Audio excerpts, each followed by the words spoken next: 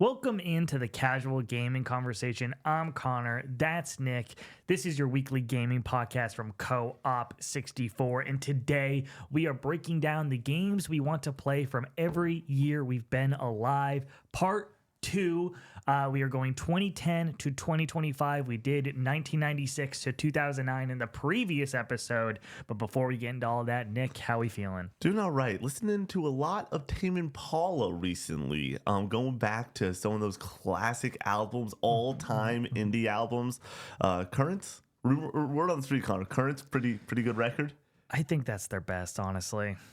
It is their best record. Yeah. I got in a debate with a friend recently, being like, I'm a lonerism guy. I've always been a lonerism guy. And they're just like, when's the last time you threw on Currents? And I was like, it's been a minute. And so I threw on Currents yesterday morning, and boy, oh boy, it's just a mind-blowing album. Incredibly cohesive, like a full experience. Yeah, and so they're also going on tour right now. So just like, I'm wondering, do I go to a show in Columbus and check out the GOAT? Because here's the issue right now, Connor.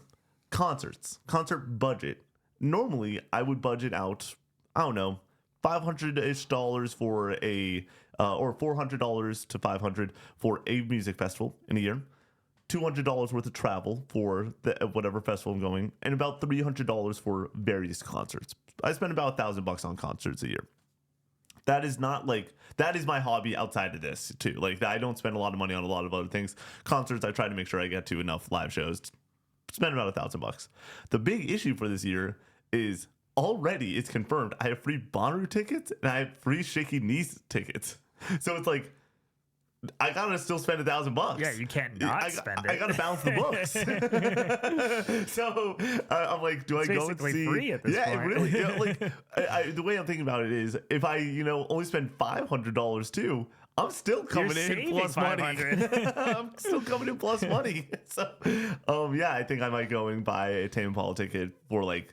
And if I'm going to go on the floor and have my face melted. The issue with seeing Tame right now is that I imagine they're playing a lot of the songs from the new record and the one before that, which is also not great. So not a ton from the record beforehand, which I think that the artists are getting really wise to the fact you play the new record and then the rest, even if it's the second to last record that came out pretty soon, you're not going like too crazy with just that record. I am trying to find a set from them that's like a normal set right now. There we go. That's a normal set. They played 22 songs, 8 songs off the latest record. The second most album that they played, Currents, 6 songs. Third most record, Lonerism, 4 songs. So like there's you're getting half the set is the 2 best records from this guy, and then the rest is all rock solid. So yeah, I mean, I would like the idea of going and seeing Tame in the big 2026 if they're not at a music festival, which doesn't look too likely at this point that they're going to be playing a festival that I will be attending or will want to attend. But dude, it's in the air right now. Listening to some Bonnaroo music, getting excited to see Geese. Oh my gosh, Geese! They put on one hell of a show too, from the footage I've seen. Yeah, Trinidad Live is about to go crazy. And then also, for those who don't know, Old Man Connor, dude. Old Man Connor is going to be getting after it one last time, hitting the farm, as the kids say, for one day only. I'm not making it out of there alive. I'm gonna come back a pile of dust. So my question to you is, when are you leaving?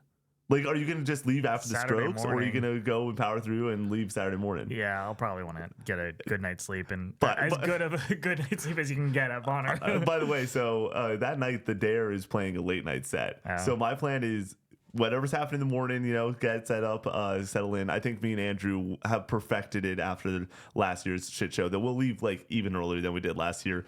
Get set up, crack open a couple cold ones, and then hang out for a few hours, try to figure out where we can and cannot get into, and then get in get as close as possible 2 sets beforehand for Geese. And really, because that's going to be one of these sets of the weekend. You assume it's going to be a packed house, knowing how popular that band is, and then also how popular just like the opportunity right now to see them, it's only going to get bigger for this for Cameron Winters and that crew over there. So and then right after that, I'm going to be using whatever backstage behind closed doors access to get as close to the Strokes as possible. And then but then the big part is we also have friends rolling up. I know Braden's going to want to see the Strokes with me. I know I'm a popular commodity when it comes to seeing shows with, too. I'm super excited to see the Strokes, but this will be the second time I've seen them. So it's less of a priority to get a good spot for them. Yeah. Whereas for Wednesday and Geese, I would like to be relatively close. Yeah. And then Connor, so Strokes finishes up, though. Dare's playing late night. Maybe you, me, Bray, Andrew, we get...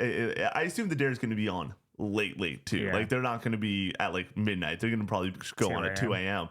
And so you will get a good night's sleep of sleeping in probably your car, maybe in a tent, but one of those two, for about 5 hours, and then you'll hit the road back up and be a shell of a human being that entire day. I'm coming into this thinking that this is my last dance. Yeah. This is my last hurrah. I'm hanging the jersey up after this. Maybe I'll go watch the Dare with you guys and dance and party it up for a little bit and just be a zombie the next day driving back. You're going to be a zombie no matter what after a festival day. The thing that I'm trying to appreciate still is I'm 25.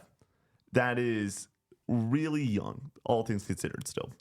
With that being said, eventually I'm going to get older. And eventually I don't know when I'm going to be able to do 3 days of camping and all this stuff.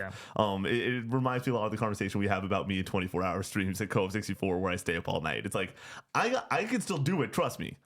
There'll still be plenty of times where I stay up through the night and everything. I'm so jealous of your ability to do that. It's physically impossible for me. Connor, a large part of it was I did it when I was 19 and 20. And so that helped like me be like, I know it's possible. For you, you're just like, this is impossible. And I genuinely do believe it's impossible for you to do that. Like it's just not going to happen. When I was in college and working at Jimmy John's, I was working until 4 a.m. multiple times a week. So I definitely had the capacity at some point in my life to stay up really, really late. And I don't know when that fell off. I'm going to guess the second you turn 64. The last time I can remember staying up extremely late was in 2020 during COVID. I stayed up until like 5 a.m. playing Ascension Zombies. Oh yeah, when you and I were battling back in the day. And I got to round like 87 and it was like, I need to go to bed and I really want to hit 100. So I paused the game thinking that it would just be there in the morning, and my console shut off, went into rest mode, and it booted me out of it, and I had to restart, and I never hit 87 again. That is... Well, I think I could. I just didn't want to put in the time. Like that was literally me playing from 4 p.m. until 5 a.m. To be very clear, when I challenge you for the belt, honestly, if there's ever an opportunity, you're not going to have this belt for a long time. But if I ever have to challenge you for the belt, I'm going to choose Call of Duty Zombies. Are we gonna do like dual screens? No, we're gonna do Call of Duty Zombies. One of us goes first, and I'm picking a random map. We're not doing Ascension. We're not doing. Fuck that. We're doing. That's the way it's completely fair. Okay. We're both playing on the same map. We just play on the same map, but I'm saying you go and we will literally have a wheel of all the maps on Zombies Chronicles. We're both gonna get Zetsubo and I have no idea how to play that map. But I think that's the best way to make it fair, because I think that any BO3 map I would have more knowledge on, any BO1 map you would have more knowledge on, and so I think that we remove some of the bullshit maps there just to make it a little bit more fun, where we don't want to play a map that we don't even like. We'll remove Shang, Zetsubo. Honestly, you could probably remove Verrucht and Shino Numa. Shino Numa would be fine. That's a standard map. I think playing Noct would also kind of be boring. So I think it really would come down to, we're playing Kino, we're playing Ascension, we're playing maybe even Moon, and then we're playing Shadows, DE, Revelations, Call of the Dead isn't in that, right? Call of the Dead's not in it. That's some bullshit. That would be a major advantage for you, because that was your shit back in the day. You want to know George Romero running around chasing you the entire time. Call of Duty Zombies is such a weird pocket for Co-op 64, where I don't know if there's something that you and I love as much as Call of Duty Zombies that Brady dislikes. Yeah, like it's just not his bag. Fighting games. But I mean, I love, it's so weird when there's two of us and then one other person is extremely low, and Zombies is definitely one of the occasions. The other one, obviously, everyone knows it. Ultimate Chicken Horse. You and I love that game. Brady cannot stand it. Rules. How do you not like that game? I don't know. It is funny. We've been doing this for a long enough time at this point where there are certain games that I'm just like, when's the next time we will ever play Ultimate Chicken Horse? Because like when I was scheduling things, I'm like, Brady doesn't like this, so it's. I feel like we would need additional people on stream. You want to know what so Brady doesn't have to play. I really want to play Pico Park with the two of you guys. Yeah, have you seen this game and everything? It's platforming madness. Boy, you're hanging out with your buddies. Kind of funny. Likes to play it. A lot of other large streamers like to play this game. Is that the one with cats? Yeah. But you need like 5 people to make it interesting. So I'm thinking like one day we get Laura or Mitchell over here. Speaking of which, we're shooting this. We're pre-recording this. Hi, everyone from the future. We are on vacation right now, so we are shooting this on President's Day. Hopefully, I am in a hot tub. Yeah, that would be as you were listening to this, dude. Hot tubs are unbelievable, man. It's so good. Mario Tennis Fevers tonight. Do we go and bring Laura or Mitchell over so we can have 4 people playing? You certainly can ask. I might shoot a text out. They'll come in like the fucking Undertaker. I don't think Laura will want to play Mario Tennis. She's never been really about the Mario sports games, but Mitchell might. Yeah, I think we can get Mitchell over here and have a good time. Maybe even Noah or something. But yeah, we can have 4 of us rocking and rolling playing some Mario Tennis. Because I was thinking about this. Otherwise, it's gonna be 1v1s, which will be plenty of fun. But somebody's just waiting, or it's gonna be 2v1s, and it's like. Who wants to be on the team with not their buddy? You know, everyone wants to hang out with their buddy. You want to know what everyone else also wants, Connor? Housekeeping. This show is made possible by all our lovely supporters over on Patreon. You can get this show 3 days early. You can get the Casual Gaming News Conversation 3 days early. And you can get a bonus episode of this show each and every week. We did an episode breaking down what we think are going to be the 20 best-selling games of 2026 and drafting that. We're going to revisit that at the end of the year and see who is the most correct. We did an episode predicting the life cycle of the Nintendo Switch 2. We did an episode guessing what we think games are going to score on Metacritic throughout 2026. So a lot of fun stuff in the backlog for you to enjoy on the bonus episode of the Casual Gaming Conversation. Also, the one that will have been posted latest is a Q&A with me. And I'm looking at it right now. There are multiple ones that don't have answer or names to it, write-ins.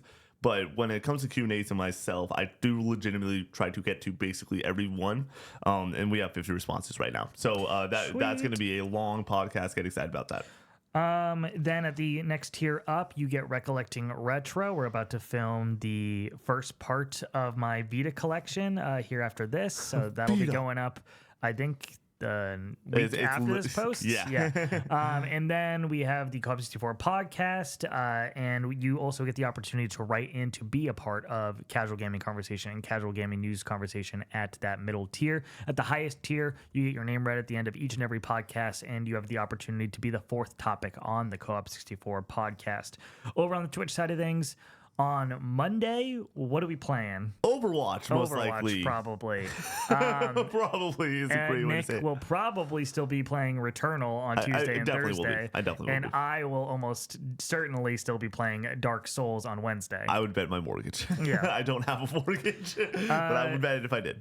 No bonus stream. No, not for quite some time. But by the time this does go up, we are going to be approaching Trophy Stream in a couple weeks. That's going to be the second weekend of March, I want to say, off the top of my head. So get excited about that. That's going to be that is the closest thing that Connor will do solo to a marathon stream. Mm-hmm. Like that is sort of the plan with that one. So get excited. Discord, we have a community of over 3,000 members over in our Discord server where you can talk about games, movies, music, hang out with the community, make some friends. A lot of fun over there. Merch, we have t-shirts, hoodies, and mugs. If you want to support the channel that way, leave us nice reviews over on Apple Podcast services. It gets the show out to more people, and we'd really appreciate that. And last but not least, we are doing a meet and greet around PAX East. You do not need to go to PAX East to meet us. We are going to be meeting up at a local establishment in Boston, hanging out with you guys for a few hours. It's going to be a ton of fun, so come meet the crew.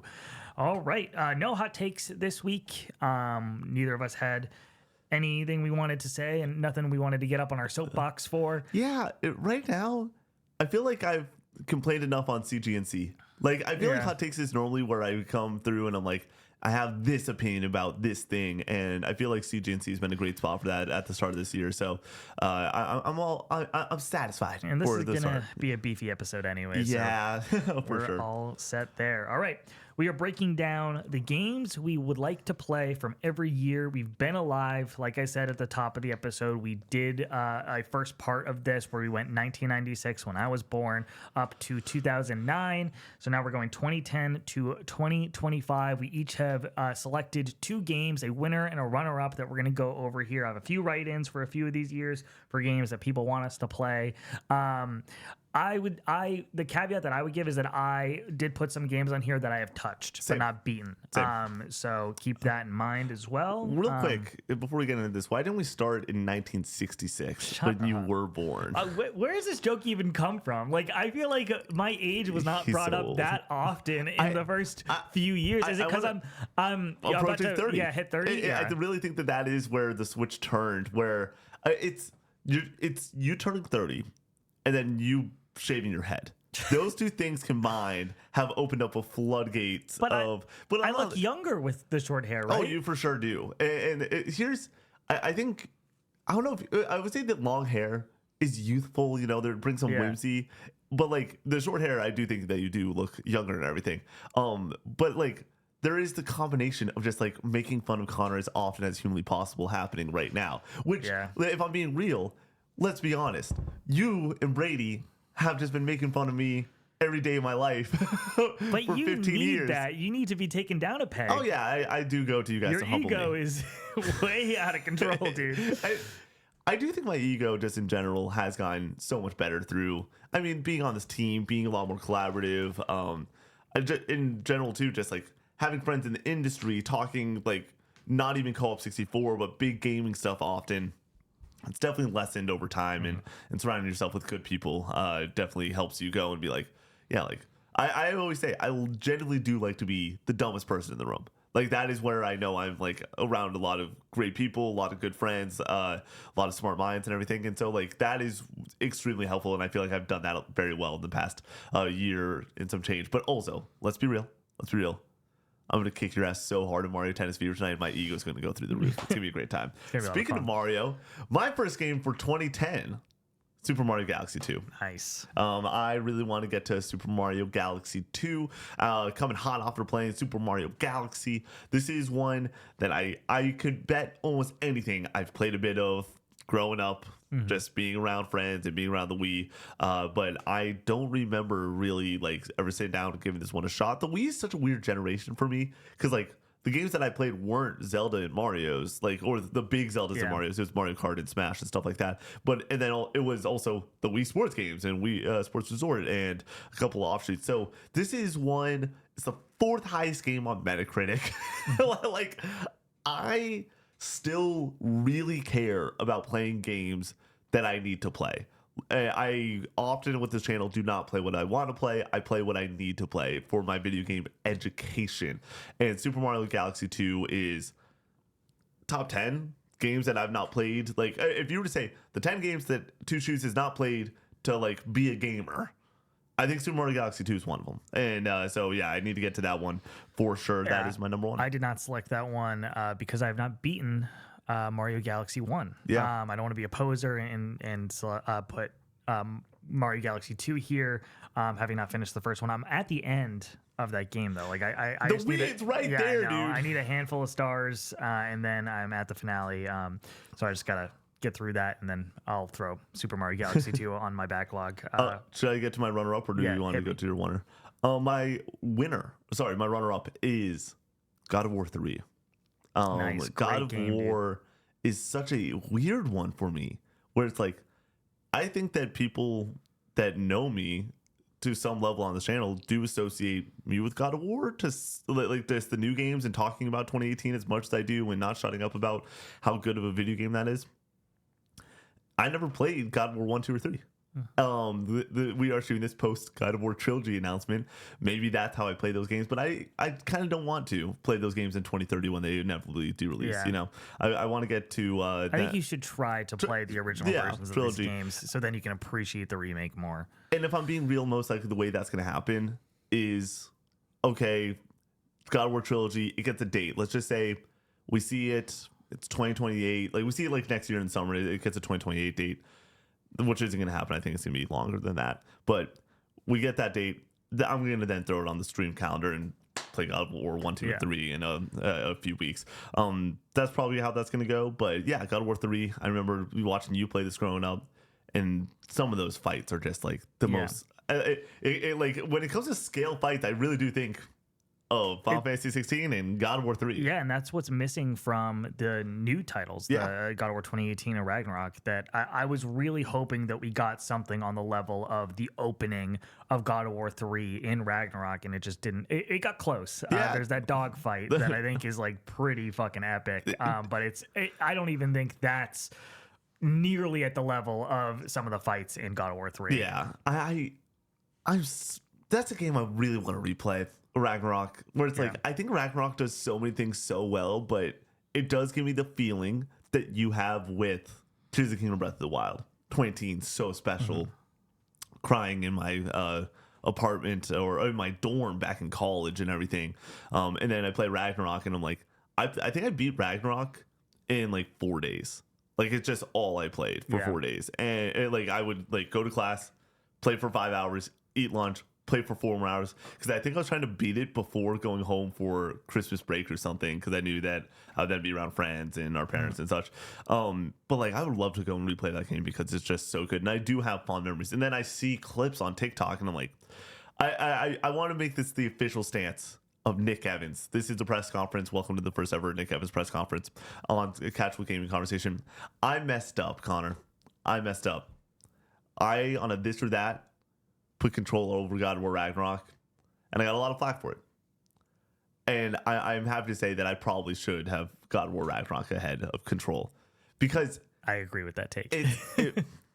It for me, both amazing games, and I love what Control does. It like provides a lot of happiness for me.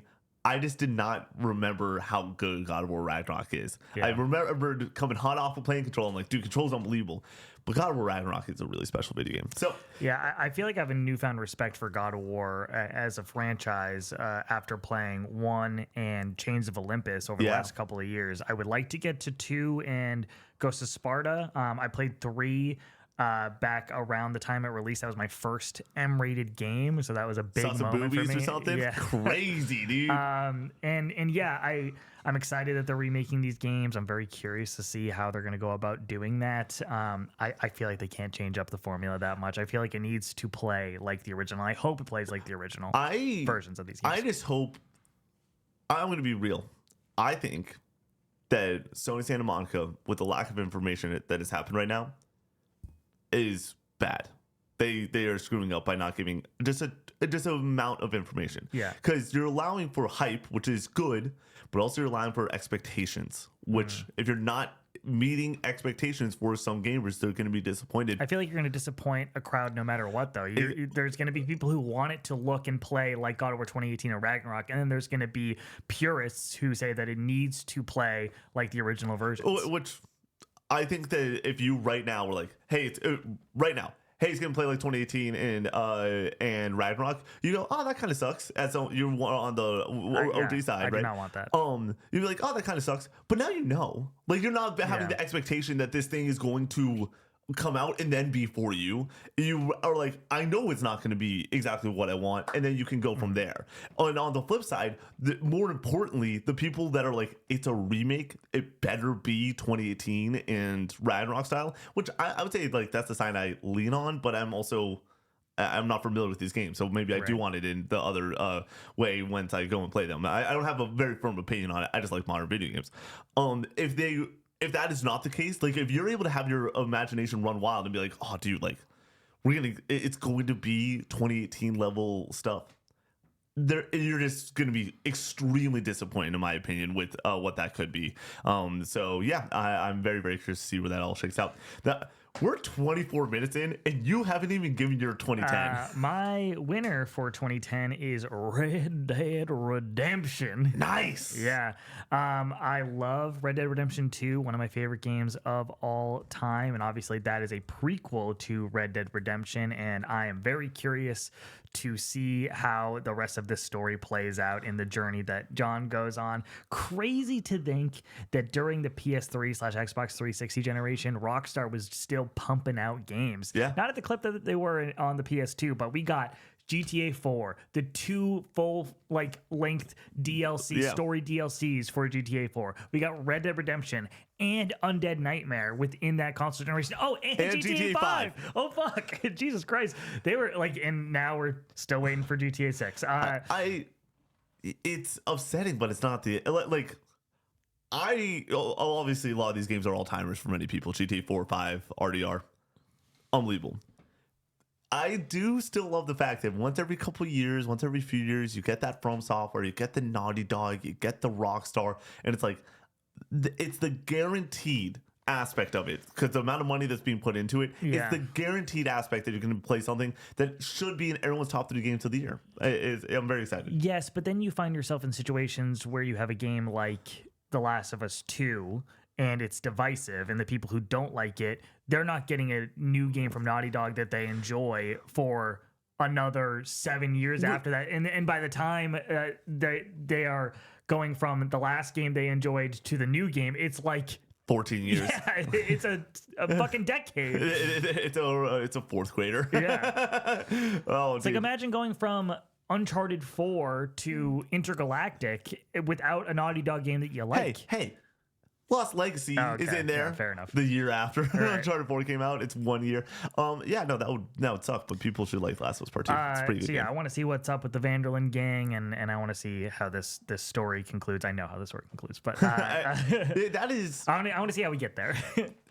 I hate video game worst kept secrets like that. Yeah. I knew about that when I was 12 years old. Right. There wasn't any avoiding that. Yeah, I feel like before I was even that tuned into gaming in general, I was just playing stuff on my own, not listening to podcasts and going online and reading about it. I knew about the Red Dead spoiler. Yeah.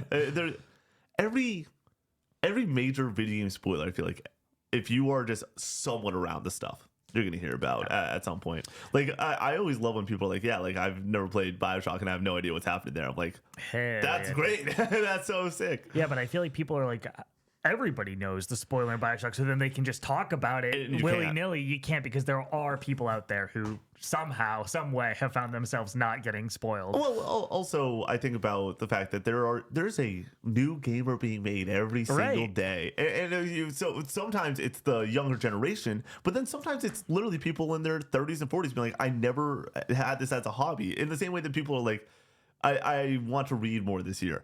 It's I don't read. Where do I start? What do I do? Yeah. And give me something that it was tailored to me. If you're someone that's hopping into video games and it's I really love great storytelling and world building, and I love that in movies and other pieces of media. It's you hear about this BioShock thing, and it's no. Boom! An unbelievable way to introduce somebody to video games. And you can be somebody who is incredibly tuned in and makes gaming your entire personality and is what you sink all your time into, like us. Yeah. And you just miss games. Yeah. I don't know what the spoiler is for Outer Wilds, but there is one. Yep. And I don't want somebody to ruin that for me. We'll talk some Outer Wilds later on this podcast. Next up for 2010, my runner-up is Fallout New Vegas, a game that I've not beaten, but I've sunk a lot of hours into. I love Fallout 4, and I appreciate the world of New Vegas more than that of Fallout 4, and the characters and the moral grayness of many of the decisions that you have to make in New Vegas, and I would like to roll credits on this game to be able to talk more authoritatively about it. Do I stream it eventually? I don't think this is a great stream game. People have asked about it. They're we would love to see it, and it's because if I'm being honest, I won't play it unless I'm streaming it. It's not something that I would go and seek after to go and play. It's not on my list for a reason. I saw it and I was I'd rather play God of War 3. That's more up my alley for what I like, PlayStation, all that stuff. New Vegas, super deep RPG. That's not my speed. But I like trying new things, especially with the audience. If you want me to try something new, be I really want you to stream it, and I will be there watching it and help you through certain aspects of this game to make it more fun for yourself. That sounds like a good time. Yeah, I just don't know if I'm the remakes, if that ever happens, like that's probably when I get to it. But I have no think desire. You just gotta hold out at this point. Yeah. For that remake. With that being said, by the way, Red Dead Redemption, first God of War 3. I right now I have a hankering for some God of War. Yeah. I'm still stuffed for my RDR2 experience. Red Dead Redemption 2, really good video game. Maybe even the 16th best video game of all time, dude. Yeah. I love that game so much. Maybe the third best game of all time. I rewatched your top 50, top 3, probably since I started doing top 50. I've rewatched it, I don't know, 5 times. That top 3 section, those scripts, that the amount of hype that was part of it. Because that the biggest difference between your top 50 and my top 50 is twofold. One, scripted, but 2, 50 videos. Like that is a insane difference in the undertaking. Big undertaking. Yeah. But with that being said, your script for Red Dead Redemption 2 is probably it's the meme with the fucking pen going to fire. Like it's so good. So yeah, American Venom in the background too. Dude, chills every time. You asked. I'm pretty sure I sent over something that did not have American Venom in the background first. You need to put American Venom as the song, dude. Yeah, and it's just so. That's one of the best video game songs ever. Yeah, like unreal stuff. Here's also end of that game. You know, I'm not a huge fan of it. I'd rather the game just ended when it ended without the epilogue. With that being said, rule of cool. Yeah. That's the coolest shit on the planet Earth, dude. That's some of the coolest shit on the planet Earth. It's so good. All right, 2011. 30 minutes in on the second year.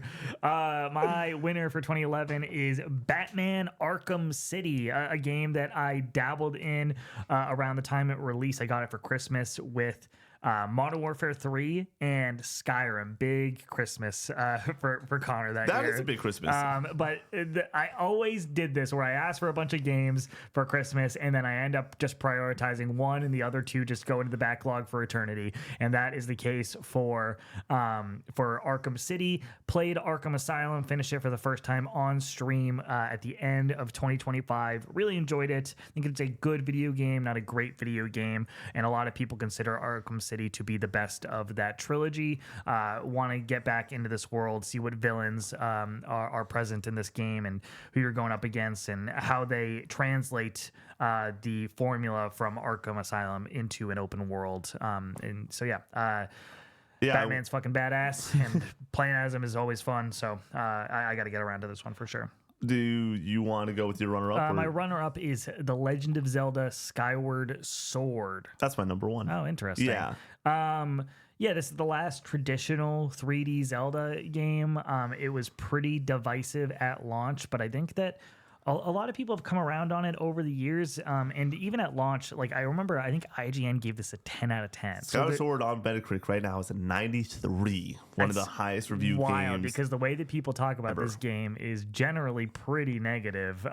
It's widely considered to not be a top tier Zelda game, but at 93 on Metacritic, Connor, it's like, but apparently not top tier Zelda is still it's like pizza. It really is to some level. People, I do think to a large level, Zelda games, when it comes to reviews, there is a baked in Nintendo bump, potentially nostalgia bump, maybe even more so than Nintendo, because we're talking about a series that has had so many entries over so much time that allows for reviewers to literally, like, the person that reviews Skyward Sword did play Zelda when they were 10 years old and now they're 30, and like that's how that goes. And when you're comparing it to Ocarina of Time, like arguably the number 1 greatest game of all time, it's like, it's worse than that, but like just about everything's worse than that.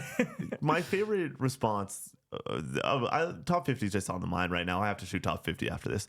My favorite response with the Ocarina of Time being the number 1 game on Metacritic, and as someone that uses Metacritic as a tool for everything, right? So much of the work we do here. I love when people are like, it's the number 1 game of all time on Metacritic. Like, why is it not higher on your list? I'm like, if that is your number 2 game of all time, Soul Calibur. Yeah. Like, if it's not Soul Calibur, then your whole argument makes no sense. The same way, if you say Michael Jordan's the GOAT, and your whole argument is he has 6 rings, then he's not the GOAT because Bill Russell has 11 rings. Yeah. You gotta be consistent with your argument. But yeah, no, Skyward Sword is one that like, am I a Zelda guy? Like, You are more so than I am, I think, at this point. You've played more than I have. It's close. I like Zelda a good amount. Yeah.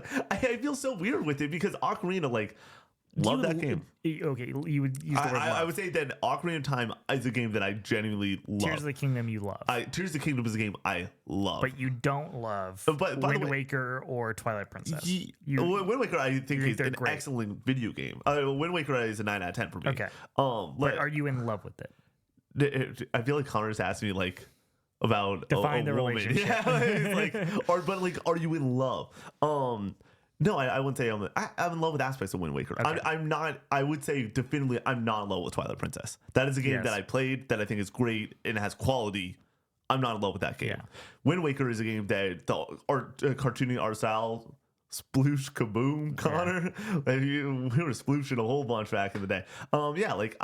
There's certain aspects of that game that I do love. Ocarina of Time is a game though that I genuinely do love. When I look up my favorite game lists, I don't think that I have. I don't even. Yeah, there we go. I don't have a Zelda in the top 20, and I don't have a Zelda in the top 30. I have Breath of the Wild in my top 20. Tears of the Kingdom's 37 for me on my top. Damn. And this list goes to 40. So, like, and guess what? I haven't touched this list in over a year.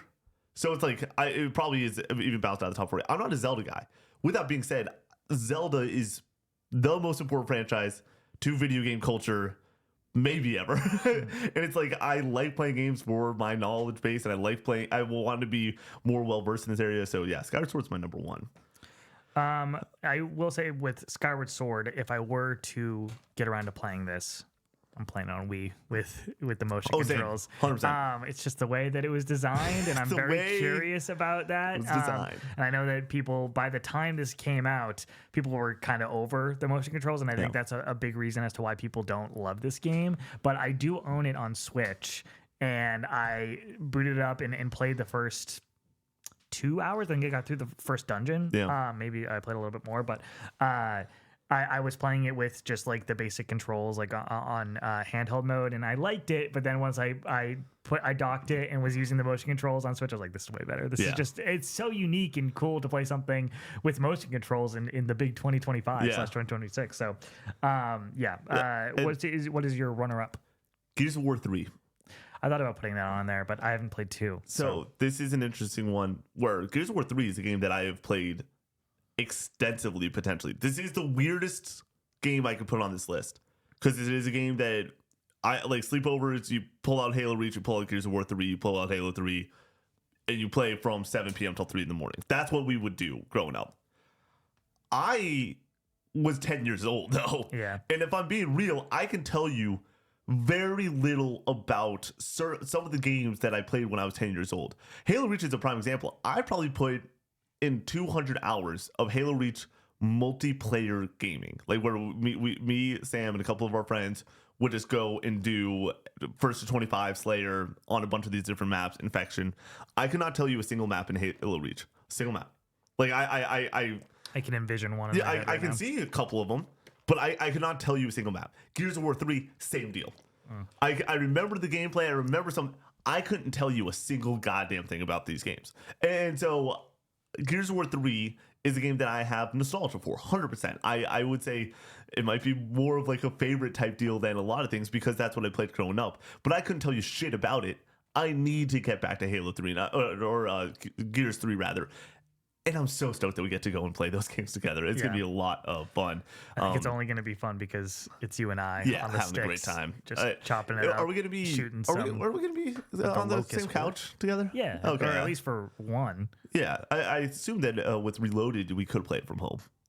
But I think you could have played it in the version that came out before that, the anniversary Ultimate version? Yeah, edition yeah. or whatever, because that's how Andy and I played it. Oh, nice. Yeah, no, we'll be on the couch together though. We'll hang out. We'll order a pizza. Sweet. I haven't had pizza in a long time. 2012, I have Spec Ops: The Line as my winner here. A game, another one that I have dabbled in and played the opening of multiple times. I actually bought this on PC on Mom's Mac back in the day. Yep. Yes, you did. Because it could run on that. Jeez, dude. And I played it there, and then I think I played it again or tried to play it again when I got my new PC or the laptop that I got before this new PC. Yep. I played a little bit there as well. But it's a game that I've heard fantastic things about when it comes to its story and how unique it is. And it's a pretty basic, straightforward third-person shooter outside of that. But I think that it's the kind of game that looks a certain way and you would assume certain things about it because of its presentation and the genre that it's in. And apparently it subverts those expectations and tells like a really interesting story about war and violence and stuff. And there's twists and turns with like the main character and the journey he goes on, and it's also voiced by Nolan North. Oh, interesting. I think, if I'm remembering correctly.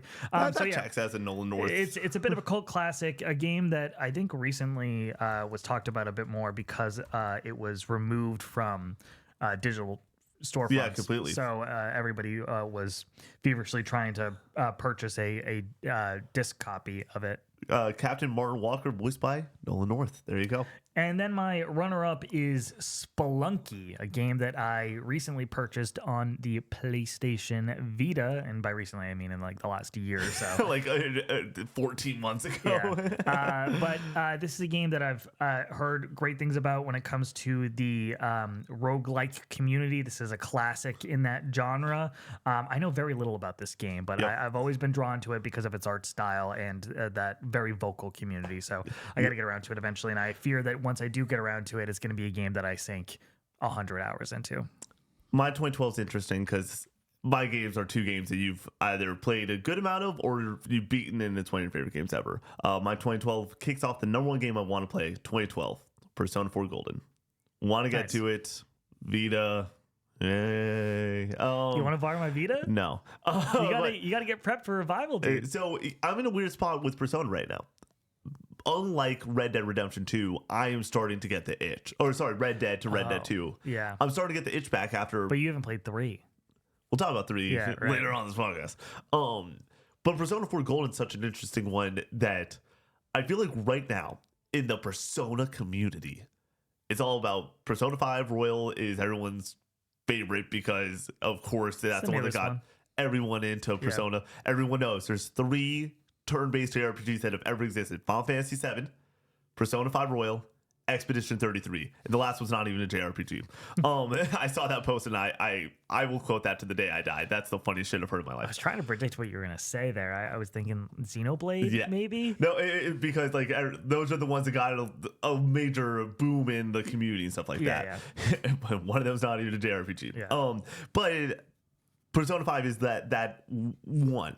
But now Persona 3 Reload comes out and everyone's like, dude, this story, these characters, that like, this is the one. Persona 4 Golden right now is sort of being left out to dry, it feels like. And it has its truthers. It always has. Always has, always will. And for me, I just want to see what's up. Persona, I like Metaphor is top 15 favorite game for me all time. Like Metaphor is one of those games that it will always be my type of shit. I want to go back and experience more of this. I like these games a lot. It's just really hard with what we do to let, like, I reviewed 2 games last week and like missed out on Romeo's Dead Man. By the way, Reanimal saw the explanation of a lot of the story beats that like were over my head. Does not make that game better. I was like, oh, that's pretty cool. Still really boring. Yeah. Like, oh man. But yeah, I want to get around to P4 Golden. Yeah, I've dabbled in P4 multiple times. When I bought my Vita back in 2013, 2014, I picked it up with Persona 4 Golden. Oh, really? That was the game that you need to own if you're getting a Vita. And I played the opening, then fell off of it, tried again probably on that same Vita, same cycle. Then when it came to PC, and I had just recently gotten my gaming laptop around the time of release on PC. I repeated the cycle Yep. again, and then when I got my Vita in 2024 at Torg, did it again. I've not gotten through more than the first 2 dungeons in that game, but I really do love the vibe of Persona 4 in comparison to 3 and 5. It's set in a small town in rural Japan. It's a lot more quaint. It's a lot more homey, and I really like that, how that differentiates itself from the other titles that are the notable popular ones. I don't know anything about Persona 1 or 2, and I feel like most Persona fans don't know anything about Persona 1 or 2. Those games, by all accounts, are they're a separate entity. That's why I'm like, when I made the case before on a podcast being like, Persona trilogy, because it's like Persona 3, 4, 5 is the ones that everyone knows. But yeah, I want to play this game. I want to shoot a podcast with Matt about Persona. It's such an odd thing where the second I get an idea like that, I just am like, how am I going to make this happen? When are we going to do this? Legitimately, like this November, that is something we've discussed privately and on podcast for a year plus now about if Matt ever comes and hangs out and we want to shoot a podcast with him, it would be about Persona. That's gonna happen for sure. And strap in, that's gonna be like a 2-hour, 3-hour, 4-hour, 5-hour podcast. Your runner-up? Mass Effect 3. Hell yeah, dude. I want to finish the fight, dude. I want to finish out this trilogy eventually. It's such a hard proposition to get back in. Sirens are on our end, if you can hear that. It's such a hard proposition to get back into this series and franchise. But I know the second I get there, it's going to be like returning home and being with some friends again. It's always when you hang out with old friends, you haven't seen them in a while, but then you just pick it up like you never left. Well, you hang out with your high school friends still to this day, but for me, when I go back to high school buddies, it's it's like we never left. That's what it's going to feel like playing Mass Effect 3, I assume. Yeah, I will say that this is less of an undertaking than you might think. These games aren't that long. You think RPG, you think 60 hours or some shit. Yeah, Mass Effect 2 was 25. 25 hours. Yeah, but not that long is a weird thing to say with 25. It's manageable, and I could get through it. Because for those who know my schedule at this point, it's very weird. There's not a ton of game time outside of review time and stuff like that. Playing Final Fantasy VII Remake, I'm on chapter 9.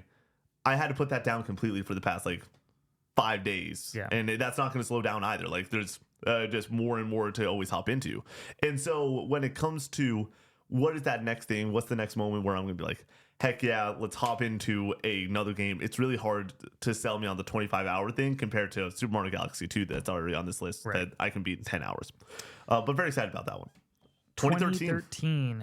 I have Fire Emblem Awakening. That's my number 2. One. Nice. I got into Fire Emblem with Fates and really enjoyed the tactical gameplay of Fire Emblem. And then I feel like that was taken to the next level with Three Houses for me. Really fantastic cast of characters in Three Houses that I really fell in love with. And that life sim aspect that they added on top of it was really great. But a lot of people attribute the blow up of Fire Emblem in the West to Fire Emblem Awakening. This is a lot of people's favorite Fire Emblem entry.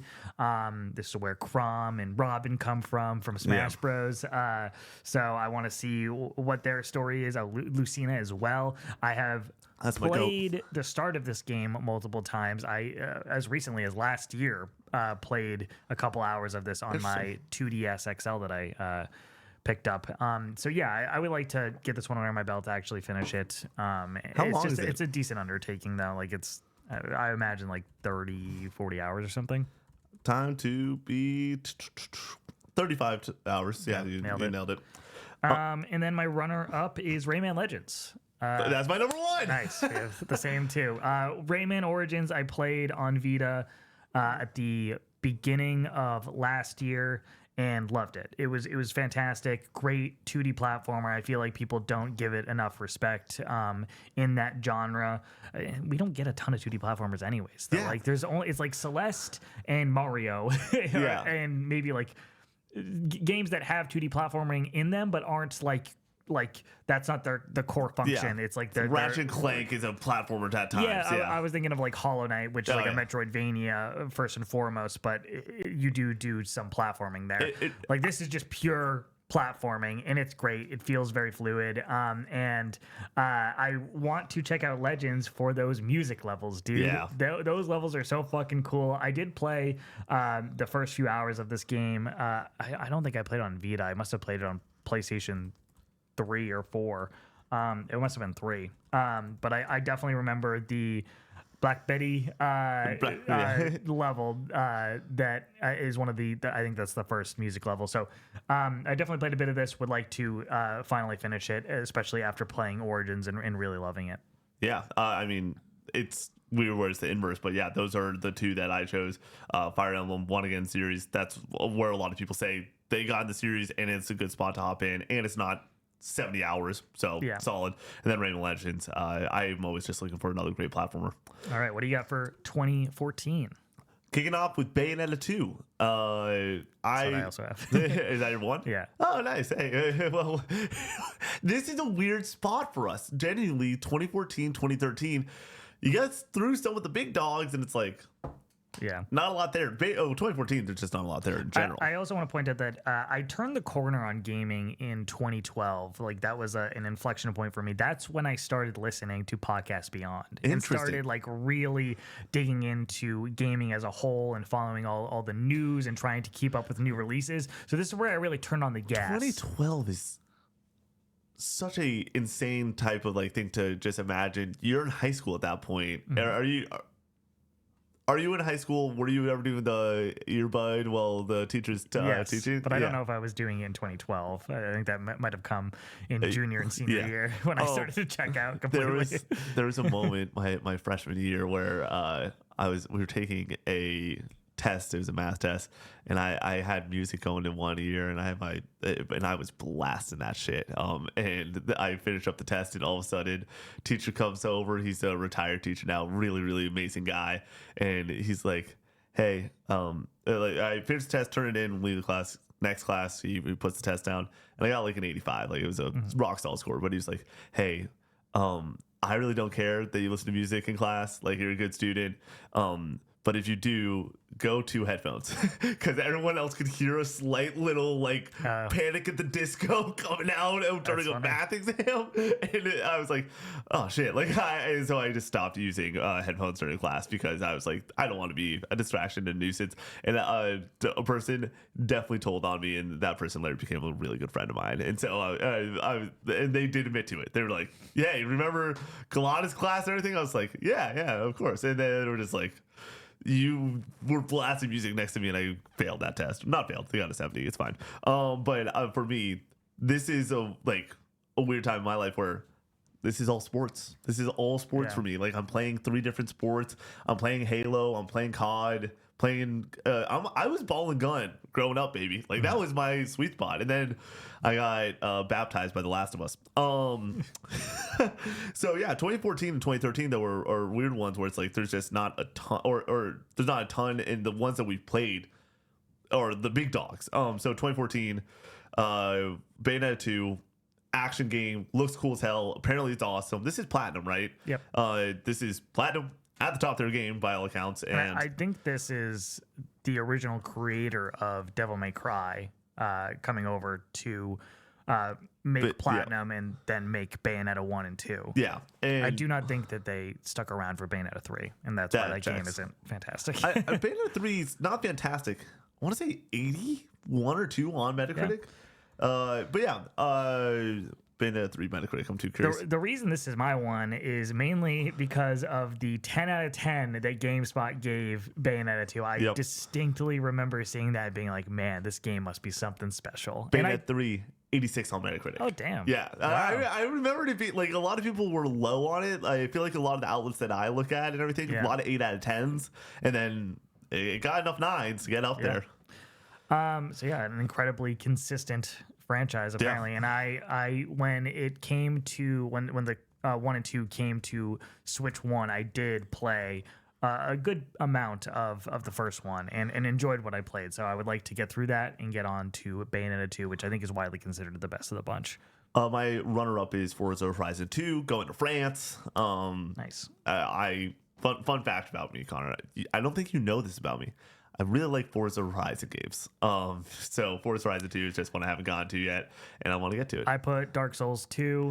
We're going to be talking about a lot of FromSoft, I feel like, as we go along here. Even though Dark Souls 2 is considered the weakest of the trilogy, it's still a game that I've heard a lot of people say it's better than people give it credit for. I'm convinced you are going to be a Dark Souls 2 over 1 person. Interesting. Just feels like your vibe. I did play the first few hours of Dark Souls 2. It was a game that I had to pull out the PS3 for. This was after the PS4 had already come out. I played this and South Park: The Stick of Truth on PS3 post PS4 release, and I was just lost in the sauce. I didn't know what the fuck was going on. I was not leveling up my character properly. When you die in that game in Dark Souls 2, you lose a chunk of your health that can't you have to use an item to gain it back or something, or in Dark Souls 1, which I'm playing right now, you can reverse hollow, which makes you human again. Okay. And then that will allow you to summon helpful characters like NPCs to help you in fights. It also allows you to kindle the bonfire, which makes it so it'll double your pots that you're getting for that bonfire. But in Dark Souls 2, I think the reverse hollowing gives you all your health back. Your full health bar back, and that is fucking brutal, dude. Yeah. It makes dying really consequential. So I think that's a big reason as to why people don't like that game very much, the level of challenge. But Dark Souls 2, and then we're gonna talk about 3 later, I'm sure. For 2014, am I gonna talk about 3 though? That's the interesting part. For 2014, Toby says, I know Connor's already played Sunset Overdrive, but I'm not sure if Nick has, and I think he'd love it. I think it's Insomniac's best game, and even if you aren't really they aren't really similar gameplay wise, the overall vibe reminds me a lot of Hi-Fi Rush, which is why I think Nick would really enjoy it.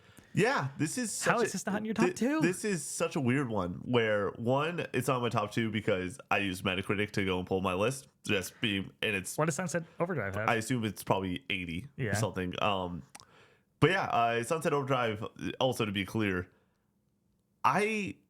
I'm interested in it.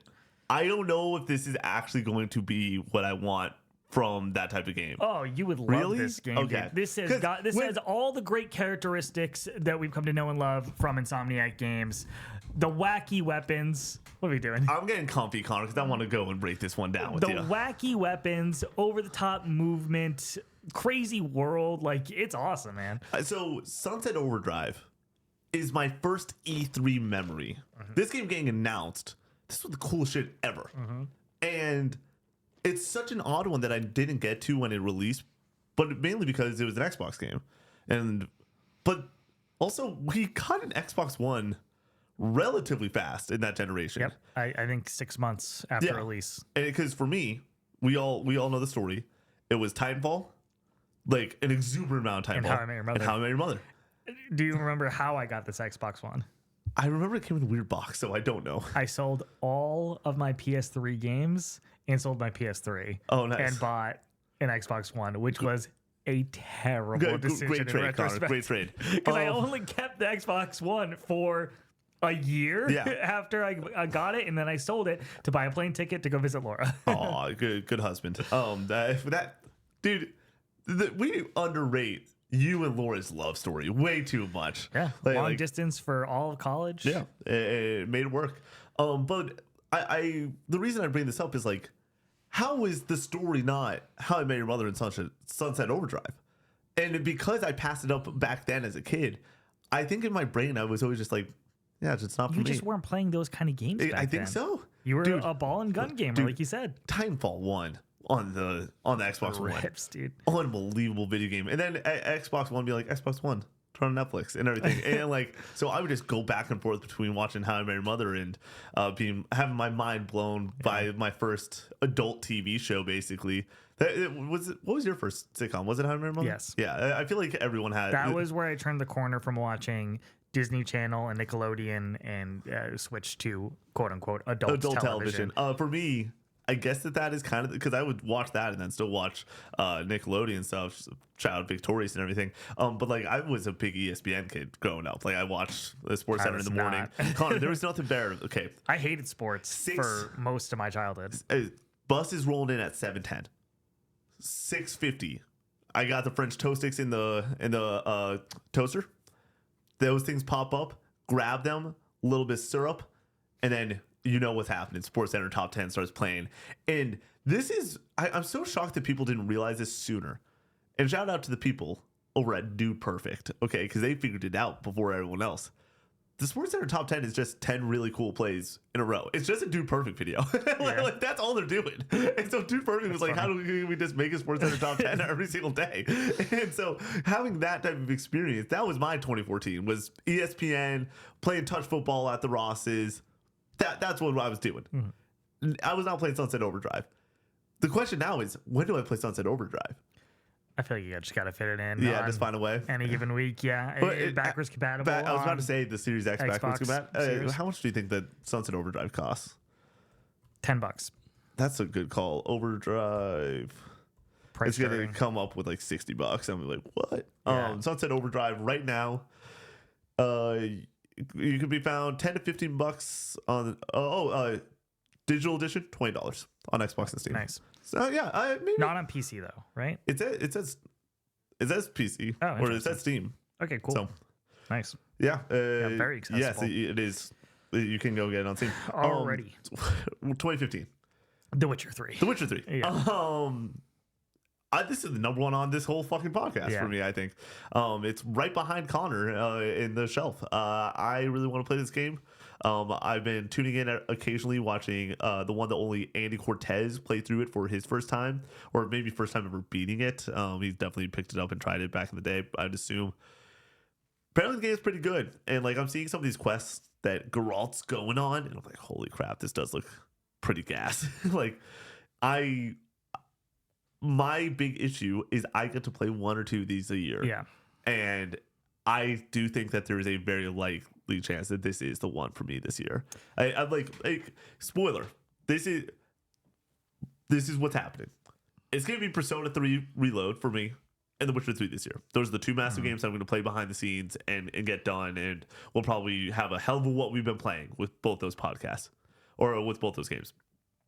Other than that, if there's a long game that you want me to play this year, it's not gonna happen. It's just not gonna happen. And I feel like that's always the worst. It happens every single year where someone's like, you got to get to this one, you got to get to that one. Like Cyberpunk. I want to play Cyberpunk still. Yeah. I'm not gonna get a Cyberpunk this year.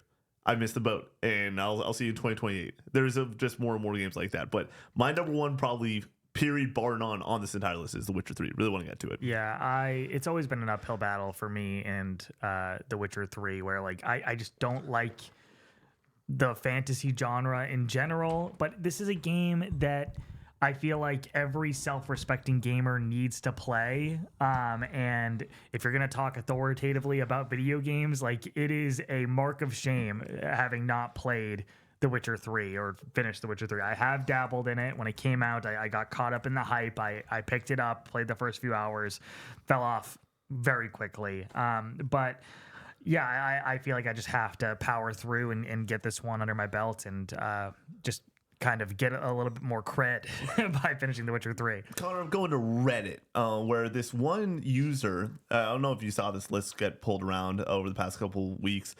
This appeared 11 days ago. They collected over 900 greatest games list and made a master list. Bunch of data, the method they used. The number 6 game on the list is The Witcher 3. Yeah, that checks out. It is. What's number 1? Breath of the Wild. Breath of the Wild's number 1. What's number 2? Ocarina. Ocarina's number 4. The Last of Us. Last of Us is number 3. Old game. Tetris? Yep. Yeah. I feel like Tetris and Ocarina are your two staples on a bunch of old lists, and that's going to help you a lot. And then what's number 5? It's not... GTA 5. No, it's not very old, but it's not new. It's not part of this podcast. It's a game that you played on stream. It's a game that Dark I need Souls. to play on streams. It's not Dark Souls. It's not Dark Souls. It's a Game you played on stream. Nier Real Automata. early stream for Connor. Oh no. Like one of the earliest. Half-Life 2. Half-Life 2. Yeah. Yeah. So just to run through the rest of the list, I think it's very fascinating. Number 1, Breath of the Wild. That kind of checks out. It's the number 1 on so many lists, and I do think that the aggregate of Metacritic it being 97 stuff like that. The Ocarina fans are not gonna like that. Number 2, Tetris. 3, The Last of Us. 4, Ocarina. I do feel like 1, Breath of the Wild. 2, Tetris. 3, Last of Us is maybe the most agreeable top 3 I agree. possible, because you do have Tetris as your old heads pull too. Number 4, Ocarina. Number 5, Half-Life 2. 6, The Witcher 3. 7, Super Mario 64. 8, Resident Evil 4. 9, Link to the Past. And 10, Super Mario World. When you were saying it's an old game, but not that old, I was thinking RE4. Yeah. I mean, those games came out a year apart from each other. And then 11, shout out to you. Well, actually, 11 to 12, shout out to Connor. Shout out to Colossus, Mass Effect 2. Nice. So I feel like that. I love lists like this where it does use math, because it's going to be the most agreeable stuff on the planet. And I do think in this scenario that this is very, very agreeable. Can't be mad at any of that. It is missing 50 cc's of Neva. Okay, can I interest you in Neva? We'll talk Neva later on this podcast too. Good thing we're only like 20 minutes into this podcast. Right. We're flying through it. And then I have Ori and the Blind Forest as my runner-up here. I love the way this game looks.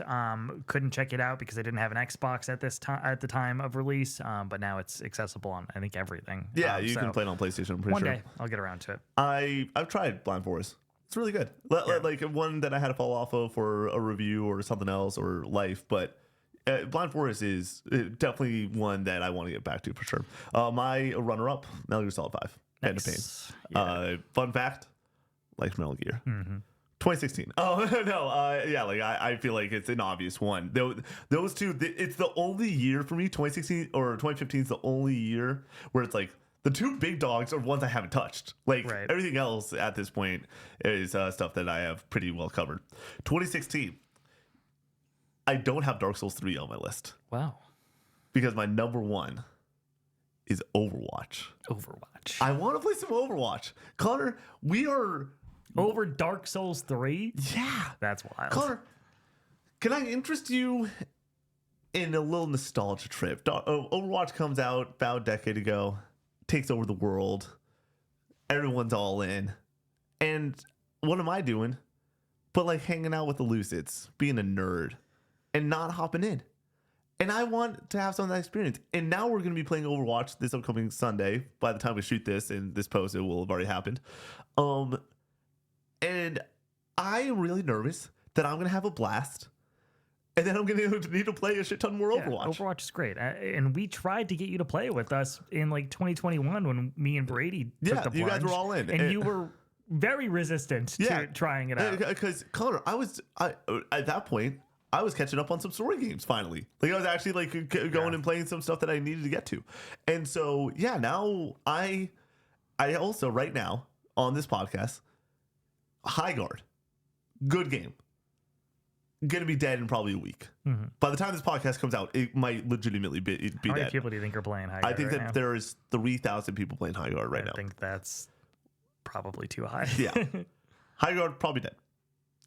I want the next multiplayer thing. I don't know what's on the 1,249. Damn. I don't know what's next on the horizon for multiplayer shit. Like I don't know what that Splatoon 4 when that inevitably comes out. I think I'm gonna hop in, have a good time there. Like I don't know legitimately what's the next multiplayer I'm gonna hop into and have that fix. I'm not excited for the next Call of Duty at this point.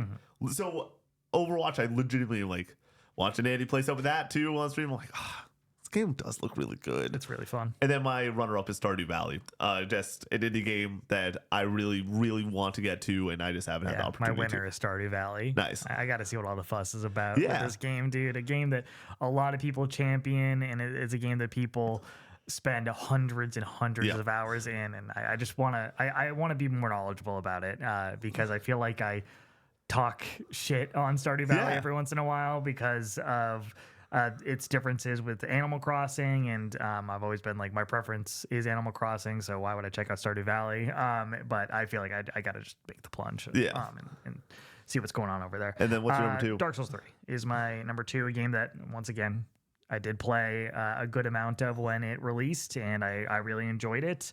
I appreciate a lot of like the quality of life stuff that is present in 3, like when it comes to just kind of like streamlining the process and making it a little bit more modern. Yeah. Like hopping into Dark Souls 1, it's like, oh, this game is old. This is a PS3 and it feels game. like an old game. Yeah. Dark Souls 3 feels like a PS4 game. Yeah. Yeah, apparently this game has some of the best boss fights in the franchise. And Chipmunk says, I need one of you guys to become the Dark Souls expert and play through the whole trilogy, please and thank you. And that's the goal here. I want to get through Dark Souls 1 on stream.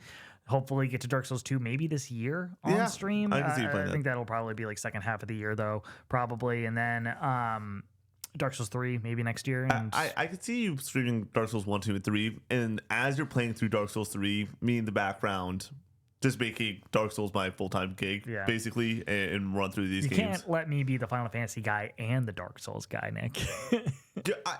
Okay. It's a fun bit, the Final Fantasy guy bit. You are the Final Fantasy guy. Yeah. Like, you played a lot more Final Fantasies than me. Like, a lot more.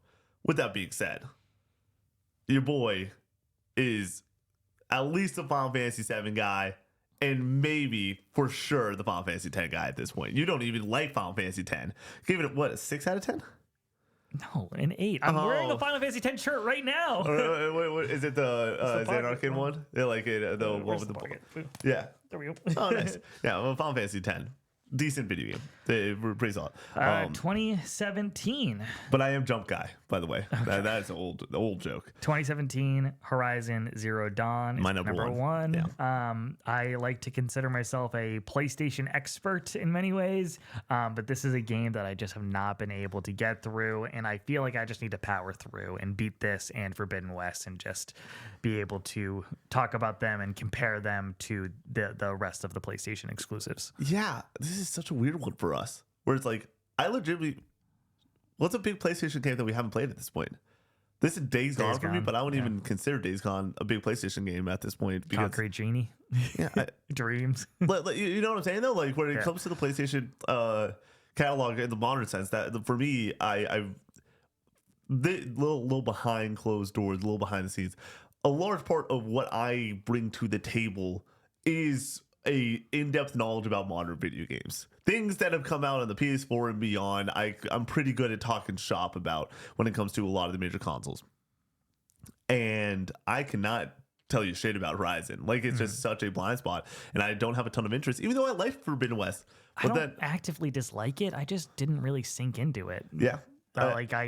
I don't know. I probably spent like 10 hours in Zero Dawn and then played like 8 hours of Forbidden West. And like, it's like, this is cool. And I like this world. And I played the VR game last year and really was enamored by like the look and feel of the Horizon world. But like, there's something about the core open world experience that just doesn't do it for me. Yeah. And I want to give it a shot eventually. My number 2 is Nier Automata. Mm-hmm. Or Automata, or however you want to say that. Automata, is how I say it.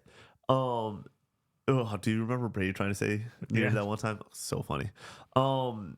This is such an odd one because it's a game that a lot of people, before you played it, was like, how is no one in Co-op 64 played this game? This is right up their alley. Nick and Connor would both love this game. Then you played it and you're like, not for me. You're like 5 out of 10, 6 out of 10? 6, I think. Yeah. Like, okay. And so it's completely turned me away from this game. Like, I would say this is well down my list on games that I really want to play, just because you're not a huge fan of it, and normally we line up. But I'm an outlier here. Yeah, like, for sure. Everybody fucking loves Nier Automata, so I want to get to it eventually. You probably would go with the crowd there. I want to get to it eventually, but it's definitely down the list. What's your runner-up? My runner-up is the cursed game, What Remains of Edith Finch. It's been on the stream schedule multiple times, and for whatever reason, I get sick or there's a scheduling issue. We've had to punt it to another stream. I've been talking about wanting to do this on the trophy stream, and now I don't know if that's going to happen because it's 11 gold trophies and one platinum. So like, I don't know if that's fair. So yeah, eventually I'll get around to it. I've heard great things. You've played this game and talk very highly of it. It's amazing. Yeah, it is one of those video games that I really think is just so up your alley across the board from storytelling and gameplay that you're going to be like, yeah, this is one of the GOATs. Like, it really is. 2018, my winner is Return of the Obra Dinn. That's also my winner. Nice. Shout out to Rogan Plays Games, who definitely pushes the narrative. This is one of the indie games of all time, one of the best. And I love the look of this game. I've heard fantastic things, not only from Rogan Plays Games, but from just the gaming space in general. And yeah, I don't know much about this game outside of its visual identity, but yeah. It's a mystery on a boat. Return of the Obra Dinn is really interesting because when I started writing music a lot over the past couple of years, something that I try to do with every single song that I write is I try to put a video game name somewhere in the song, just whether it is part of the storytelling or whether it is like something else. And the favorite song that I've ever written includes Obra Dinn in it. And so like Obra Dinn, like if I pick up my guitar and someone's like, hey, like play something that like you like wrote, I sing about Obra Dinn every single time. And so I've just always had an inkling to be like, I should probably play this fucking game because I keep singing about it. And then that was your one. That's my one. My two is my runner-up is Astrobot Rescue Mission. Interesting. I am fascinated by this game, dude. Like having fallen in love with Astro's Playroom and Astrobot on PS5, I really want to see how unique and different the experience is when it is in VR. Like, and apparently this game is fantastic. I don't know if it got an IGN 10, but like, I just remember, I think Podcast Beyond and just the gaming space in general talking about this game and raving about it. So yeah, I got to check it out eventually. I got to buy a headset, a whole other headset to play it, which is so fucking stupid. Sony, port it to PSVR 2. Like, I feel like it's got to be relatively easy. Please. Just click the button. Yeah. My runner-up's Grease. Neva in the studio is just an all-timer for me. And I know the visual identity of Grease, too. And I'm like, shit. Like, they're going to get me again. I'm learning something about myself through the Top 50 series. Indie games are really like some of the GOATs. And I don't think that they get enough credit for how good they are in comparison to the AAA space. Like when we're doing the list, that top 100 list and everything, I'm curious to see how many indies are on the list because a lot of these indies are just all-time GOATs. And I do think that, I was unafraid to say it. Like, I think that Neva is like one of the greatest games of all time. And I want to see what this studio will do with their first outing. I believe it's their first outing is Grease. 2019. My winner is The Outer Wilds. My winner is Disco Elysium. That is my second place. Nice. Yeah. I bought Disco Elysium forever ago. And when this game came out and people were comparing it to the rest of the games of 2019, a lot of people consider this to be the 1.01 best game of the year. Doesn't really seem like it's in a genre that I would enjoy or any one that I have a lot of experience in, but I'm willing to give it a go just to see what all the fuss is about.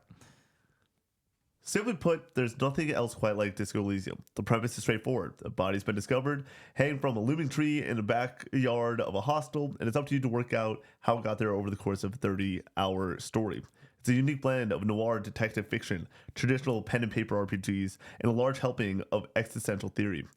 In twisting plot, a cast of memorable characters, and sheer depth of choice combine to create an experience that begs to be savored in a world riddled with crime, poverty, and violence. And somehow it manages to make all this fun, surprisingly fun, and surprisingly often funny.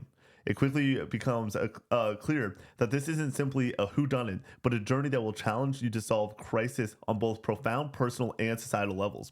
A gorgeous design isometric RPG that makes you think at every turn of its richly detailed streets. Disco Elysium is truly unique experience, and it's one that will surely live long in our memory of any who have for many years to come. That is Simon Cardy from IGN, which puts it on the list for the top 100 greatest games of all time and number 10 on their list. Damn. I was absolutely drunk out of my mind talking to Scott last year in Miami, and we were talking about me and my video game education and how much I've been trying for the past 2+ years to really play a shit ton of different games. And he pulled up the IGN top 100, and he was like, how much of these have you played? And we're like, we literally just went and shot the breeze and had beers till 4 a.m. And we got to number 10, Disco Elysium. And I was like, how the fuck is this number 10? Because, like, obviously, we're in a weird bubble where we listen to gaming content, like a good amount of it, I would say, whether it is through long form content of min-max and kind of funny and easy allies to short form creators like our favorites and our guys, Rogan Plays Games and Jacob Stevens. And I don't feel like anyone's like, Disco Elysium is a top 10 greatest game of all time. But like, if the biggest media outlet is saying that it's, I feel like I hear that take in gaming spaces, maybe not Really? from specific creators, but just in the general conversation. I feel like people really put Disco Elysium like in the top tier of what gaming has to offer. But I think there is, I think that the people that bang the drum for it do bang it pretty loudly. 2019 in general, when you ask people 2019 video games, I think that we all say it's a decently weak year. I think that narrative needs to fundamentally change, because you have Sekiro, you have Control, you have RE2 Remake, and then you got these indie giants, and it's like Disco Elysium and the Outer Wilds, and Slay the Spire, which is my number 2. Oh, interesting. Yeah, I don't know how I think I just didn't see Outer Wilds when looking up 2019 games. That probably would be up there for me. By the way, it's because it's well down there when it comes to review scores. Oh, really? I literally was like, Outer Wilds. I went deep on Metacritic. Yeah. I've only dabbled in card games, deck builders, and many people, after I finished Inscription and wanted to play something like that, pointed to Slay the Spire as like the next level of depth for me to dig into for a game centered around cards. So with that being said, though, the podcast that I need to bring up, where is my photos? We went and did this on my stream a couple weeks ago, where we had the list of games that I need to play and I need to beat. And on that list, I'm trying to find it because it's somewhere close-ish. I believe my number 2 was Disco Elysium. Oh, nice. I could not find it. I really want to play this game. It's my number 2 because I want to play the Outer Wilds more. Or maybe Outer Wilds was 2 and then Disco Elysium was like 4 or 5. How long is Disco Elysium? 30 hours. It's not short, but apparently it is as good as the game gets. And it's like these two indie games, I feel like we've talked a lot of indies in this conversation, but like those two in particular are the 2 indie games that are in my back catalog that I need to get to. Only honorable mention I'll do in this podcast, not where we have the winner runner up. Honorable mention, Fire Emblem 3 Houses. Really need to get to Fire Emblem 3 Houses before the new one comes out. I have interest in it, but I already told you what 2 big games I'm playing this year. I don't know if I have time for a Fire Emblem as a sidecar to play, because it's not just playing one Fire Emblem. It'd be playing Fire Emblem 3 Houses and then also playing Fortune's Wii for review. Yeah, and if you fall in love with 3 Houses and do one route and then want to do more, like you can quadruple the amount of time you're spending in that game potentially. All right, 2020, my number 1 is Half-Life Alyx. My number 2. The VR title, the apex of that medium. I've just heard excellent things about this one, and I'm really curious to hop in now that I have a PSVR 2 and can hook it up to the PC and finally experience it. That's been the only reason I have not played it, is because I did not have access to it. So probably this year, I imagine. 2020 Game of the Year stuff was coming out, and I was just expecting, Last of Us Part 2 sweep for a lot of outlets. Maybe some Final Fantasy 7 remake, maybe some Hades, stuff like that. But one of our longtime favorite creators, Easy Allies, Half-Life Alyx won their game of the year, and I was like, oh shit. And ever since then I've been pretty interested. My number one though is Demon Souls. Oh, nice. I want to get to like it's You the have most Demon beautiful. Souls, but you don't have Dark Souls 3 or 2 on But here? the big issue, because there's not competition when it comes to 2020. 2020, unbelievable year in gaming. I played all the ones though. Yeah. I played all of them at this point, and so like Demon Souls is my one. Like I really want to get to this, and it's still apparently the top 5 best looking game on PS5. So yeah, Demon Souls is my one. I like Souls games. My 2 is 13 Sentinels Aegis Rim from Vanillaware of Dragon's Crown and what was the one from a couple years ago? Unicorn Overlord fame. I love the art style that their games are in, and I've heard that this game tells a excellent story. So I've always been pretty curious about it. I feel like it just kind of has remained in the zeitgeist since release, where I feel like somebody in our Discord is always playing it. A new person is always coming to it and ranting and raving about how awesome it is. So it's kept it on my radar. And Apple Juice says, for 2020, I think Bug Snacks is a must play. I notice you guys chuckle every time it's mentioned, but it's actually a very solid game. My personal 2020 game of the year. I think it's more akin to something Nick might enjoy, but both of you could find fun from it, and a very short, fun, and charming experience. How long is Bug? My guess is 6 hours. Bug Snacks is 8 hours to complete the main story. 8 hours? I'm curious about this game. Laura played it around the launch of the PS5 and platinumed it, and she really enjoyed it. Whenever we talk about it and we chuckle about it, it's just because like the concept is funny. And like the song that came out when they first did it was like a earworm and a fun one. Yeah. And like, but that's not us writing it off and saying that we think it's just a joke or anything. Like I would like to check this out at some point. It's just not very high on my priority list, if I'm being perfectly honest. Shout out to Bug Snacks though. Bug Snacks. 2021, Metroid Dread, number 1. Nice. That's my number 2. Oh, nice. Yeah. I have not played any 2D Metroid games. So I've heard Metroid Dread. I have. Super Metroid. I would like to probably play Super Metroid first before getting to Metroid Dread, but I think a lot of people consider Metroid Dread probably the second best 2D Metroid game. A lot of people's game of the year for 2021. So yeah, definitely want to check it out. My number 1. I love 2D Metroid with Super Metroid. I want to play Dread. And I want to know more about Metroidvanias in general. I feel like I've played quite a few of them over the last few years and fallen more in love with that genre, like through Hollow Knight and Castlevania Symphony of the Night and Prince of Persia: The Lost Crown. I think I wouldn't say I was like closed off to playing Metroidvanias, but it wasn't a genre that I really seeked out. Now it kind of is. So for me, it's still not a genre I seek out, but I like playing the good ones. And Metroid Dread is a really, really good one. By the way, Sons of Sparta. Guess what it's got on Metacritic? 73. 75. Yeah. Well, I think that's very, very, very right for that game. My number 1, Deathloop. Oh, nice. That's a VS game.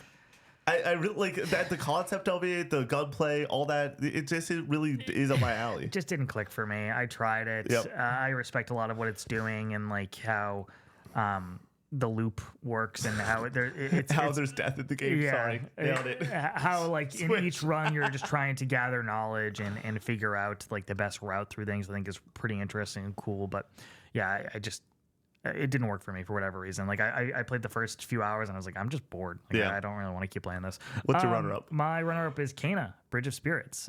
This would not be on my runner-up probably had we shot this at the end of last year or something. Yeah. But with the announcement of the sequel, I would like to get to this one probably in the next few months and get ready for that sequel. I think from that trailer, I have some level of confidence that game is going to take the next step and they're going to elevate this into a potential franchise. Yeah. 2022, my number 1. My number 1 and 2, both Nintendo titles. Immortality was close to making this list. Kirby and the Forgotten Land. It's my number 1. I feel like this is something I would just really enjoy. Yeah. Like I feel like this is a down the barrel 8.5 out of 10. Get through it pretty fast. Like I'm trying to figure out like what's the next game I'm going to take and travel with. The hard part of traveling is there's this little game that's going to live on my Switch 2 forever called Hades 2 that like I'm always just gonna want to play that instead of whatever. But I think that Kirby and the Forgotten Land might get there. Yeah, I didn't play this at release. Laura did though. She really loved it, and I feel like it's something that people were caught off guard by. But like I went in with the expectation that this was going to be a solid 3D platformer. Around the time of release, I thought it was going to be a solid 3D platformer, but I think it got closer to like the level of Mario Odyssey than people thought it was going to. And we're really impressed by it and blown away by it. What's your winner? My winner for 2022 is Elden Ring, of course. A game that I put like 30 hours into and just never beat. It's probably alongside The Witcher 3, one or two on my list of shameful games that I have not beaten. Connor, so what do we gotta do? Here's the word on the street. Here's what the people are saying. You, for the longest time, you wanted to go full time with this company and everything, and we're trying to make steps to make that happen in the big 2026, as you know. For the longest time, we've said you go full time, Yakuza marathon stream. Let's just run back the Elden Ring fucking stream. Let's just run back. Hey, you go full time, and then you play through Elden Ring. Because let's be real. Is there any better way that a human being can spend their time? That's fair. Like, I see you playing Dark Souls 1 right now, and as I've gone through that, and I probably watched at least 40% of your playthrough of Dark Souls 1 at this point. It is so frustrating to see you have the joy that you have playing this game, and have you not have played Elden Ring yet. I know that I will love Elden Ring when I finally do. It's not that you're gonna love. I know, but we just need to get you there. What are you like? You're replaying Final Fantasy VII Rebirth for the third time. Does Elden Ring have Queen's Blood? No, Connor, no, it does not. We're talking about like a top 5 game ever. Like, does Elden Ring have Aerith, Nick? No, but it's got Melania. She's pretty bad. Like, I don't know what you want from me, dude. Like, it is arguably the most rewarding video game ever. Yeah, and it is so much more rewarding than the linear From Software games. Like, so much more rewarding. I think that like every person, even if you're not a Souls player, needs to play Elden Ring because it allows for enough player agency of deciding where you want to go, how you want to do things that Dark Souls and Bloodborne don't allow for because of the linear nature. But I prefer that linearity. Oh, I know. But you don't get it yet. Because if you got it in your freaking head, your freaking bald head, you would be over the like. Because let's go back to 2022. I played Horizon Forbidden West for a week. I had a great time with it. Elden Ring comes out. Not my genre. But I go for it. I say I'm going to take the risk. Spend $70 as a college student, or $60, maybe back then it was 60. Spend the money, pick it up, and I'm pretty sure it's archived now on my Instagram. But you know the video. Me entering Limgrave that first time, I was like, holy shit, this is going to be awesome. Played it, got my ass handed to, got Chick-fil-A, played more of it, got my ass handed to, played 7 hours in the first day, played another 5 hours the next day, put it down because I got like a 60 on a test. I was like, oh shit, got to lock in. I didn't get it. But then when we started up the process again for me to prepare for this subathon, I slowly and surely more and more started to get it. This idea, not that you get in Souls games, which is the best feeling in ever. There's a tough ass boss, you overcome it, you throw the controller, you swear, you get excited. That's always going to be amazing. But the amount of control in the way that people are like, I become Link when I'm playing Breath of the Wild. I'm the one on the adventure, and this is a conduit for me being on the adventure. I feel like Elden Ring, because there's so much player agency with your build and with your where you're able to go on the map and the world of Elden Ring's like open world, section by section. Every single time you get to a new location, it's like, this is the dopest area I've ever seen in any game ever, let alone Erdtree is also insane. But it is so freaking good. And the fact that you were not grasped by the throat in the same way that I was not in 2022. You've now played more games. You've talked about games for a couple years. You don't need to sell me on Elden Ring, Nick. I know. We got to get you in. I will eventually. It's so good. What does a man have to do I'll pay for lunch today if you start it up tonight. Like, we don't need to play Mario Tennis Fever, Connor. It's a waste of time. Playing Mario Tennis Fever is a waste of time when Elden Ring is still on your backlog. Playing anything is a waste of time when Elden Ring is still on your backlog. That's fair. Oh, goodness. I don't know why I am the way that I am. But eventually I will get over myself and get around to Elden Ring. What's your runner-up? Neon White. Ooh. Just heard great things about this over the years, and I think that it looks like a game that is fun to dabble in, but difficult and rewarding to master when it comes to like the speedrun aspect of the game and like the fluidity of the movement and learning how to best optimize your run. I think sounds like a lot of fun, and it's a unique experience with it being like a first person speed running game. I gave it a shot. I played like an hour of this a couple years ago when I got Game Pass. Like, it was just on Game Pass, and it was a fun night. My runner up is Xenoblade Chronicles 3, a game that Matt enjoyed, I believe, and then anyone that's ever played any Xenoblade game doesn't shut up about it because it's all so freaking good. So want to get to that one. Music's apparently phenomenal. It's appeared on my Spotify a couple times over the years, and I'm always blown away with that music. 2023, Baldur's Gate 3. Not on my list. No, I'm kidding. It's the number one on my list. Yeah.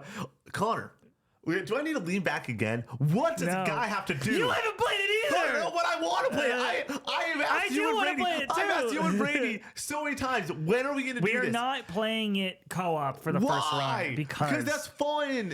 We're going to be yapping the entire time, not paying attention to the story and the characters, and that is the reason that people love these games. Okay, we need to find a way. We need to play this game, and then we need to play it co-op. I've thought about it semi-recently about just starting up a playthrough and playing it on my own, but we got to do it. It's eventually. Because we need to get the whiteboard out. Games that we need to play to be gamers. It's just for me. It's The Witcher 3, Baldur's Gate, and Baldur's Gate 3. Elden Ring. Yeah, and so like, I feel like that's not that bad if I only have those three. And what am I missing at this point? Half-Life 2 is probably on my list. Witcher 3 and Baldur's Gate 3. I think the most offensive games that I have not on the top 50 list that like people are like, what? Like, you didn't ever play this? Is Baldur's Gate 3 and The Witcher 3. And that is for sure the 1-2 punch for both of us. We need to get, and it's so funny. What are both those games? High fantasy games. It is not our genre. Like, it's less your genre than mine. It's also just a huge time sink. Yeah, but like I don't have just 100 hours to throw around. I mean, we can find the time, Connor. All we have to do, okay, if we get to 50 million people over on Patreon, all right, we will go 50 million. I don't know. I didn't want to say a number that's like realistic and then have people have expectations. But like it's like $1 billion. Connor, if we make $1 billion a year, we will play Baldur's Gate 3. Oh no, that's the only way we'll do it. But like, I just want to play this game with my friends because I think that it would be a good time to do it with you guys. I do think it would be an absolute blast to play through it with you and Brady, but I do not think that is the experience that most people are talking about when they talk so highly about Baldur's Gate. Yeah. The big issue too with Baldur's Gate is a lot of people say Act 1, amazing. Act 2, amazing. Act 3 falls off a little bit. And for me, I need the end of the marathon to be a little bit of a sprint. I need to be able to fly through that last section. My number 2 for 2023 is Jedi Survivor. Dude, nailed it. Yeah, that's my 2 also. I loved Jedi Fallen Order, and I don't know what happened in 2023 that prevented me from checking out Jedi Survivor. Oh, wait, I do know what happened. It was one of the best years in gaming ever. Yeah. There's just a lot to play. So I've thought about after doing Dark Souls, maybe doing Jedi Fallen Order on stream and then getting to Survivor on stream as well after that. So I'm pretty sure the reason I didn't play it was Resident Evil 4 Remake came out, and like around that time, and I was saving some money for that, still in college and everything. Yeah, I loved my time with Fallen Order. Need to get back to it with Survivor. 2024, we're in the years where Co-op 64 existed, so we've talked about a lot of these games ad nauseum. Yeah, we could rapid fire through these probably. Metaphor Refantasio is my number 1. A game Connor, that Nick, what does a guy have to do? Oh my gosh, I forgot that this was on your list. Nick champions it. Screw Baldur's Gate 3. Like, genuinely, I don't care. I loved my time with it. 20 hours and really enjoyed it. It came out around busy season though, and it's very difficult for me to play anything, let alone a 70-hour 60-hour RPG. Like, definitely north of 60. it's just not going to happen. So that prevented me from really sinking into it and putting a lot of hours into it. So eventually I'll get back to it for sure. My number one for 24 is P3 Reloaded. Very similar deal. Playing a lot of games. I really want to play this game. Yeah, I now own it. With P3, for me, it was a situation where Call 64 is blowing up. We got to play a lot of new releases, and I had to just drop off of that to go play, I think, Helldivers 2. We literally were playing Helldivers 2 right. That came out. You played it for like 3 days, and it was like this also was during a little bit of the renaissance for us, where it was like, don't murder yourself for reviews. You figured that out a little bit sooner than I did. So yeah, that's why you dropped off. But P3 Reload, Animal Wells, my runner-up. Need to play it to challenge Brady for the belt. I have not started it, and I'm gonna be honest. I think the second that we get out of like the marathon review, I think it's when I'm gonna download it on my Switch and go for it. My runner-up is Crow Country. Like isometric. PS1 style survival horror game. Just heard great things about it, and I love those kind of games. I love me some Resident Evil and Silent Hill, so it's cool that we got something in that style with that vibe in 2024. 2025, my one is Blueprints. Same, of course. I'm just kind of curious to see if I will hate this game or not. Yeah, here's what we need to do. Let me download it. Let me buy it on something. Is this? I assume there's no physical for Blueprints. It's on Switch. It's got to be on Switch, right? That's the only way I'm playing it. Blueprint Systems. It is PC, PS5, Xbox Series X. Damn it. Yeah, damn it. Sucks. I imagine Blueprints will come out on Switch 2 in 2026. Yeah, that would be a good move. That's my number one. Ball Pit's my number two. Oh, nice. I don't have Ball Pit on my list, but it's a game that I bought last year alongside Hades, and I ended up prioritizing Hades. Chronos The New Dawn is my number two. Kind of similar to Crow Country, just the survival horror aesthetic and gameplay loop. I heard that this game is rock solid for that experience, the Dead Space style experience, and Bloober Team has actually been cooking these last few years. So I have confidence that it's a game that I'll probably enjoy when I get around to it. I probably will never get around to it, to be perfectly honest. Okay. Draft? Wow. Podcast flew by. It was only an hour. Quick one. 40 minutes.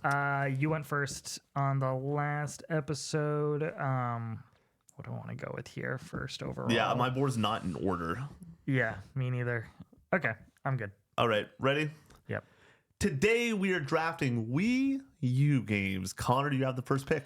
With my first pick, I'm going to go with the greatest kart racer of all time, Mario Kart 8. We don't get to Mario Kart 8 Deluxe without this game. Fantastic courses. The twist with like the anti-gravity is awesome.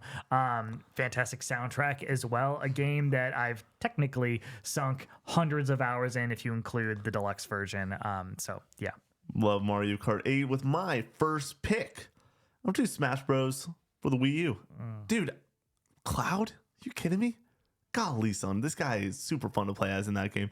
Everyone is great in Super Smash Bros. Wii U.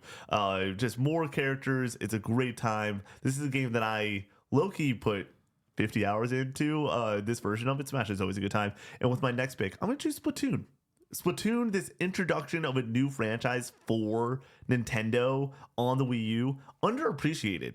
Like, oh, we just made casually another banger, completely making a family-friendly third-person shooter game is kind of nuts for them to pull it off in the way that it did. Splatoon with my second pick. With my second pick, I'm going to go with The Legend of Zelda Wind Waker HD remake. I think that the original art style for this game is gorgeous, and they just touched it up here and made it look even better. This is considered by many to be a top-tier Zelda experience, so that's going to be my second pick. It's pretty good. Yeah. My third pick is Mario Maker. Damn it. The fact that they gave the tools for people to run wild with and make their own Mario levels is awesome. And the hilarity that is ensued by people making absolutely cursed, impossible levels and watching people try to get through them is awesome. So that's my third pick. I'll go with my third pick with Mario 3D Land. This is just a banging game. It is underrated as hell. You want to know what? I'll double up. Give me Super Mario Bros. For Wii U also on this list. I'm taking both Marios. They're both a great time. The Wii U, underappreciated for how good the software is on the system. Yeah. Didn't sell enough, but all these games are pretty fantastic that we've discussed thus far. With my fourth pick, I'm going to go with Donkey Kong Tropical Freeze. Retro Studios making a follow-up to Donkey Kong Country Returns. This is widely considered to be one of, if not the best Donkey Kong Country game, one of the best 2D platformers of all time. Game that I have personally not checked out yet, but would like to get around to it eventually for sure. With my last pick, I'm going to go with Pikmin 3. This version of the game apparently is awesome with the usage of the touchpad and really elevates the experience nicely with that utilization. So definitely need to check this one out myself. Really enjoyed my experience with Pikmin 1. What is happening? Filibuster. What is happening? Oh my goodness. Wonder what my last pick's going to be. Okay. Go ahead. Am I good? Yeah. It's gonna be a hell of a cut. Shout out to Jay for editing the drafts. My last pick is gonna be Toad's Treasure Tracker. I think that this game as a puzzle game just seems super sick, so it's gotta be my last pick. All right. Sounds good. Oh man, Alrighty. this is gonna be a hell of a cut for Jay. What an episode. Okay. It was short. yeah. We said it was gonna be a long one. I'm happy we got it in under an hour. Super impressive. Which board are you pulling out, by the way? Which doc for these names? The most recent CGNC. Okay, good. This show is made possible by all our lovely supporters over on Patreon. If you support us at the highest tier, you get your name read at the end of each and every episode. Members like Roland K, A2 Tone Hooligan, 40, Awesome O, G-Town, Stella Nader, Humunga Dunga, Night Echoes, Skull Sunderer, Caleb Beef, Squidalicious, Silent Hills X, Blake Has a Dog, Cash R, Chaboy Jake, Cool, Jakey P, Paige E, Pigeon Power, John Bias, Tyler, Sir Shellis, Raincoat, Chuzar, MG Dunbar, Mr. Munchies, Malcolm the Dog, Farm Spud, Rocketator, Nofi, The Dankest Mike, Swampy Bits, Tristan C, Sconesy C, Aloha Alley, Scooterman, Centuru, Hook'em Horns, Gonash, Neutral Sphere, Eli the Unusual, The Neutron Style, Meow Chow, Easton C, Kingdom Hearts Rules, Doobie Doobie Dooba, Crispy, DJ Zach B, Jacob D, Uli, Big Mac, Mel Nate, The Patty Cake, Bear Pog, Cowboy Jesus, Mega, Yogi, Down, Holden M, Shane O'Mac, Brock, Voodoo, Milky Sins, Reggie Ranks, Alex the Golden, Andrew H, Master Diz, Cannon Fodder Games, Only One Rufus, JMap 3, Snake, Ali Ben Ali, Bikel. and Kingdom Hearts Sucks. Thank you for joining us in this episode. We'll see you on the next one. Peace out.